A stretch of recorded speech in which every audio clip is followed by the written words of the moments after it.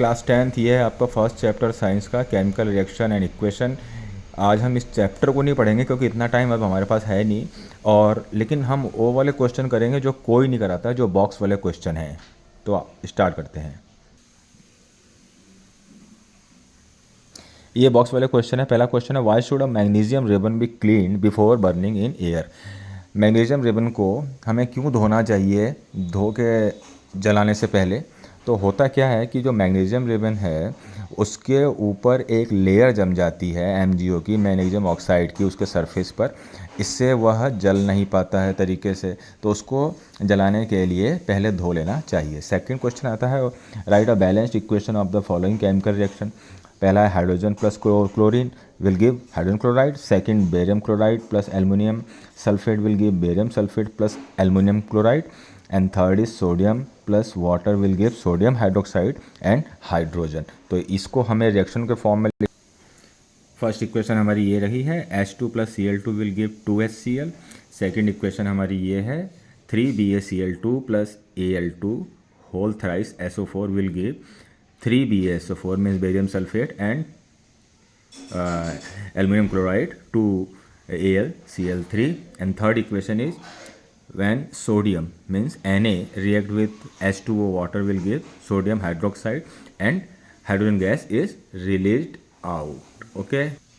Now the third question is, write the balanced chemical equation with state symbol for the following reaction. First is, solution of barium chloride and sodium sulfate in water react to give insoluble barium sulfate and the solution of sodium chloride. Second is, sodium hydroxide solution in water react with hydrochloric acid in water to produce sodium chloride solution and water. So the reaction will be, here is first equation, barium chloride means BaCl2 when react with sodium sulfate Na2SO4 will give BaSO4 and NaCl, mean double displacement reaction. Second is, when sodium hydroxide NaOH react with HCl, that is hydrochloric acid, will give NaCl and H2O means water. Here is also, now question second section, a solution of substance X is produced, X is used to whitewashing. एक substance X है जो कि white washing में काम में आता है। तो सब्सटेंस क्या है? वो सब्सटेंस है क्विकलाइम। क्विकलाइम वाइट वॉश के काम में आता है। बुझा हुआ चूना, उसका फॉर्मूला क्या है? इसका फॉर्मूला होता है CaO, और इसका नेम क्या है? Chemical name calcium oxide. तो तीनों के आंसर आ गए। अब आता है, अगर हम अमाउंट, इसको तो आपको टेबल के अकॉर्डिंग करना है, तो इसको आप लोग टेबल के अकॉर्डिंग कर लीजिए। मैं बता देता हूँ कि why's amount of gas collected in one of the test tube in activity 1.7, आप देखिएगा, double of the amount collected in the other, name the gas. उस गैस का नाम क्या है और वो डबल क्यों इकट्ठा हो जाती है? तो होता है, water is decomposed by electrolysis method into hydrogen and oxygen gas. दो में टूट जाती है जब हम वाटर का इलेक्ट्रोलिसिस करते हैं।